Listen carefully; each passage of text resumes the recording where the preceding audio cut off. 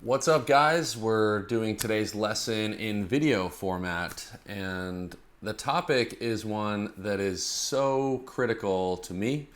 I love this topic because if you hear me, you'll be able to use it to cook, to do whatever it is that you need to do with these fundamentals. The topic, of course, is deliberate practice, how it is that we can maximize practice time in any craft to reach mastery in a way that does not plateau like most skill sets. Of course, this is the work of Anders Ericsson. His basic text, Peak, is pretty mandatory reading in my opinion. And the second reason why I love this topic is its multi-use. So what I'm going to say to you right now is this, of course, is not for you. You're too dialed in, you're too money, you're too perfect. This is not for you. This is for your subordinates, your teammates, your employees, your team. And there's a wink wink with that because you can, of course, use this in the way that I'm going to explain today to help others on your team, and as a result, build a culture that can do this into perpetuity. If you don't have a team, or if you are like everyone else and need to improve yourself, you can just use this as an n=1 experiment on yourself. Universal topic, deliberate practice.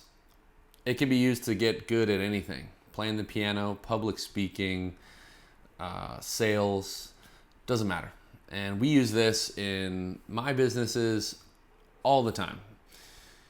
Here are the principles. Everything I'm about to say begins with a mental representation, meaning the skill or the thing that you're trying to improve. You need to have an idea in your mind about that imperfection. I tell a story all the time about Shaun White, the last gold medal run he had in the Olympics. He very specifically was visualizing that run. It was televised. You saw him close his eyes and work his way through it as the commentators were explaining how important visualization was to him. The mental representation note of this talk is that we should agree that Shaun White has an excellent picture of what a perfect run looks like. Myself, never even been on a snowboard.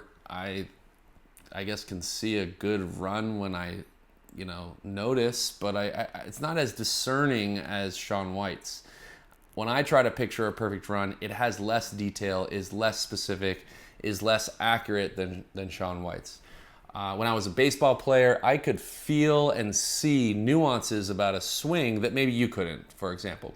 So the skill that you're trying to develop, you need to define what excellent is. That can happen in your mind, or it can happen on a piece of paper. That's the first step.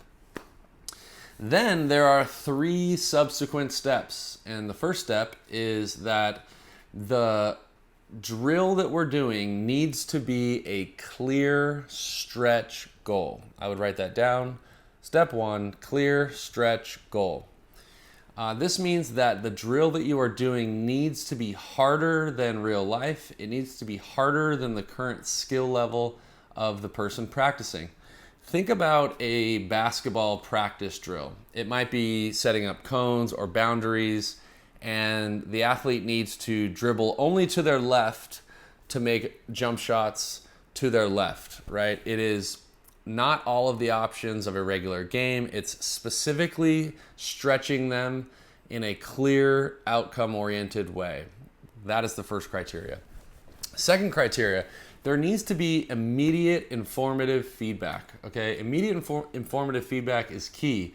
Amateurs who do not practice well would do something like, I'm playing the violin and I'm trying to play the song on the violin, and then at the end of the song, I sort of reflect and think, how did that sound? And maybe my feedback loop there is the song did not sound good.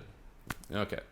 Well, that feedback loop is quite slow. The feedback is not immediate relative to another person, maybe a better practitioner, playing the song and noticing every deviation from the note that's played versus the note that is on the sheet music, right? So now I have an immediate feedback prompt, maybe 200 moments of feedback across that song, whereas the first person just had one.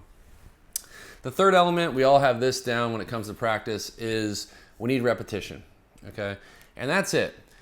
Objectivity. Can you and your team define what excellent is and looks like? That's the mental representation. The drill that you will design to improve on that mental representation includes a clear stretch goal, immediate informative feedback, repetition. That's the secret sauce. That's all there is to it. You could take that and spend the next 20 years of your life developing skills into perpetuity. Before we go, I want to layer on an idea about the team implications of this. And this will be very quick. There will be more in the notes. First, creating a team mental representation increases objectivity. It would mean that you and your team would need to communicate and define things specifically, objectively, clearly. Most teams are speaking generally, vaguely, unclear, communication is poor. So doing deliberate practice in a group immediately has this bonus upgrade of we are defining what excellence is, our language is improving. Boom. First element, right, was a clear stretch goal. Think about what happens when you and another person enroll in a stretch goal. It invites, the stretch sort of assumes failure may show up. You're out beyond your ability. What does this do in a group dynamic? Humility goes up, vulnerability goes up, a willingness to go to your edge goes up. These are all elements of quality, team, cultural dynamics. Second thing, immediate informative feedback. Well, shoot, we're failing a bunch, so we need this feedback. We know that the best teams in the world are fueled on a system or a container that can share feedback. So if your culture is not set up for this, you better build one that is, because you can't play the deliberate practice game if you can't share feedback.